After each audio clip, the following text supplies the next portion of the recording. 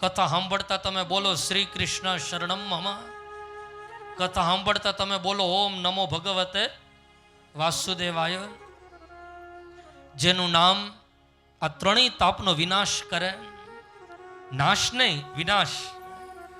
એ નાશ થાય પાછો જન્મ થાય. બોલો રાધે રાધે.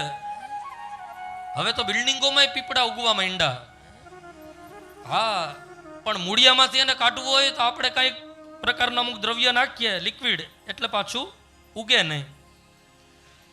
તો વિચાર કરો કે મૂળિયામાંથી એને કાઢવા માટે અમુક પ્રકારના લિક્વિડો પધરાવવામાં આવે તો પાછું ઉગે નહીં. નાશ થાય તો પાછો એનો જન્મ થાય. પણ પ્રભુનું નામ કેવું? તાપત્રય વિનાશાય. મૂળથી જાય, પાછા ઉગે નહીં. આધિ વ્યાધિ ઉપાધિના બીજ અંકુરિત ન થાય. वो है कृष्ण का नाम. श्री कृष्णाय वयम नुमः.